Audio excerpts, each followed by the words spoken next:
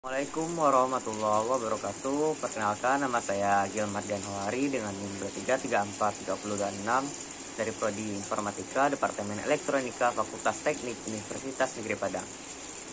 Pada kesempatan kali ini, saya ingin berbicara tentang fondasi utama dalam dunia kewirausahaan, yaitu manajemen pengolahan usaha. Manajemen adalah pilar yang menopang segala aspek bisnis yang akan Anda bangun. Di dunia wirausaha, kita seringkali berhadapan dengan tantangan yang beragam, dan tanpa manajemen yang efektif, kita akan dengan mudah terjerumus ke dalam kegagalan. Maka dari itu, hari ini saya akan mengajak teman-teman semua untuk menggali bersama 4 pilar utama manajemen yang akan menjadi kompas dalam perjalanan kewirausahaan kita, yaitu perencanaan, pengorganisasian, pengarahan, dan juga pengawasan. Seperti halnya dalam perjalanan hidup, di mana kita membutuhkan tujuan dan arahan yang jelas untuk mencapai kesuksesan, dalam dunia wirausaha pun hal yang sama berlaku.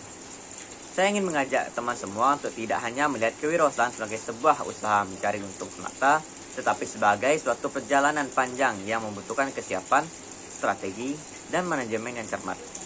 Mari kita mulai dengan pilar pertama, yaitu perencanaan.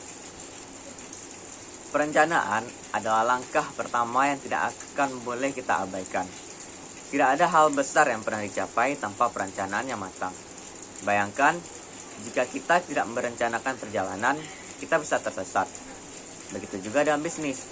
Tanpa perencanaan yang baik, kita bisa kehilangan arah. Perencanaan bukan sekedar membuat daftar keinginan ataupun impian, melainkan rancangan sebuah peta jalan yang jelas menuju tujuan. Sekarang mari kita ambil sebuah contoh yang sederhana. Bayangkan teman-teman ingin menyelesaikan kuliah dalam waktu 3,5 tahun. Apa yang akan teman-teman lakukan? Tentunya teman-teman tidak hanya berdoa dan berharap, tapi juga merencanakan dan matang setiap langkah yang ingin teman-teman lakukan. Mulai dari memilih mata kuliah yang tepat, mengatur waktu belajar, menjaga kesehatan, dan memaksimalkan nilai agar dapat lulus tepat waktu. Inilah yang disebut dengan perencanaan yang terstruktur. Tanpa itu, kita semua akan kesulitan untuk mencapai tujuan yang telah kita tentukan. Begitupun dalam dunia bisnis, sebelum kita memulai suatu bisnis, kita perlu merencanakan segala aspek, mulai dari visi dan misi perusahaan, tujuan jangka panjang dan juga jangka pendek, hingga langkah-langkah taktis yang perlu dilakukan. Rencana bisnis yang tidak baik hanya mencakup proyeksi keuangan, tetapi juga analisis pasar, pesaing, dan strategi pemasaran yang akan diterapkan. Kuncinya adalah membuat rencana yang konkret dan terukur. Rencana ini harus dapat diukur dengan parameter yang jelas. Setiap tujuan yang kita tetapkan harus bisa dicapai dengan langkah-langkah nyata, dan harus ada indikator yang jelas untuk mengetahui apakah kita telah berhasil ataupun belum. Jika perlu, buatlah timeline atau jadwal untuk memantau kemajuan kita. Setelah perencanaan, sekarang kita masuk ke pilar yang kedua, yaitu pengorganisasian. Di dalam dunia bisnis, pengorganisasian adalah seni menempatkan orang pada posisi yang tepat, atau yang biasa kita sebut dengan the right man on the right place. Tapi, pengorganisasian lebih dari sekedar pembagian tugas atau penunjukan jabatan. Ini adalah tentang menciptakan sebuah ekosistem kerja yang bisa berjalan secara sinergis. Sebuah tim yang efektif tidak terbentuk begitu saja. Dibutuhkan kebijakan yang tepat dalam hal delegasi tugas, komunikasi yang terbuka, dan kejelasan dalam hal tanggung jawab.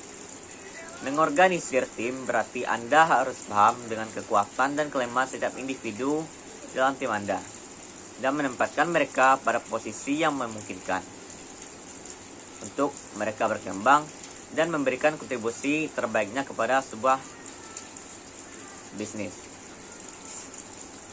Sebagai sebuah contoh, dalam sebuah perusahaan startup, seringkali kita melihat struktur organisasi yang lebih horizontal daripada perusahaan besar. Namun, meskipun tidak ada hierarki yang tepat, penting untuk tetap ada pembagian tugas yang jelas dan pengaturan yang fleksibel. Ini memberi kebebasan bagi setiap anggota tim untuk berinovasi, tetapi tetap dalam koridor tujuan yang sama. Sebagai pemimpin, tugas kita adalah menciptakan lingkungan yang mendukung, di mana anggota tim merasa memiliki peran yang berarti dan dihargai. Berikan mereka ruang untuk berkreasi, namun pastikan juga bahwa mereka tetap satu tujuan bersama tetap menjadi prioritas utama. Bagian berikutnya adalah pengarahan, yaitu bagaimana kita bisa menggerakkan orang lain untuk bekerja menuju tujuan bersama. Dalam dunia wirausaha, kita tidak hanya perlu mengandalkan perintah ataupun kontrol, tetapi juga pada motivasi. Setiap orang memiliki potensi yang besar, tetapi tanpa motivasi, mereka tidak akan mampu untuk mewujudkannya. Mengapa motivasi itu penting? Ya, karena setiap individu memiliki potensi yang berbeda. Beberapa orang mungkin sudah termotivasi dengan diri sendiri, namun sebagian lainnya membutuhkan dorongan atau inspirasi dari luar. Disinilah peran kita sebagai pemimpin sangat krusial. Kita harus bisa menciptakan sense of belonging di dalam tim agar setiap anggota merasa terikat dan memiliki kepentingan terhadap tujuan yang sedang dicapai. Misalnya saja, kita bisa memberikan kesempatan bagi setiap anggota tim untuk mengambil keputusan dalam proyek-proyek tertentu dengan memberikan kewenangan kepada mereka. Mereka akan merasa lebih dihargai dan terlibat dalam proses bisnis. Ini akan mendorong mereka untuk bekerja lebih giat karena mereka merasa menjadi bagian dari pencapaian besar.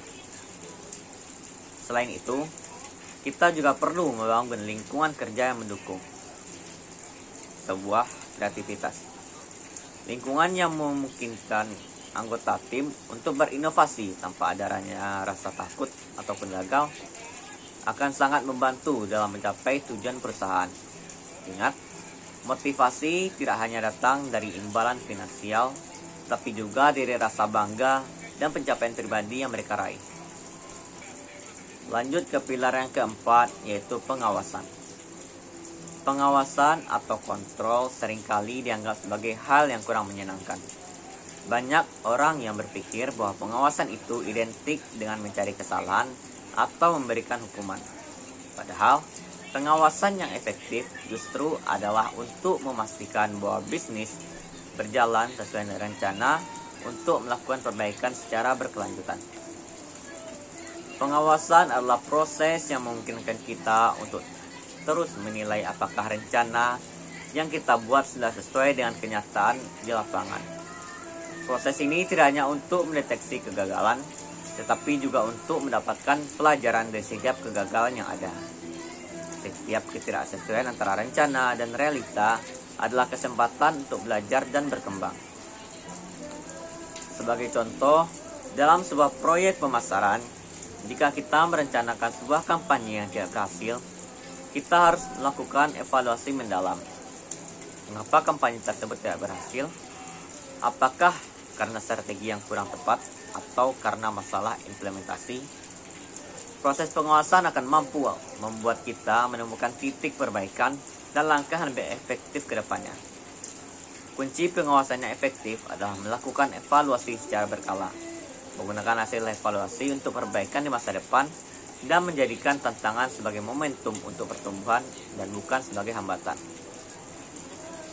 Selain 4 pilar manajemen, seorang wirausahawan juga perlu mengembangkan 5 modal utama dalam perjalanan usahanya.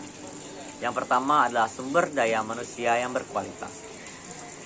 Tim yang solid adalah modal utama Anda, dan tim yang kompeten sulit untuk meraih kesuksesan. Yang kedua, manajemen keuangan yang sehat.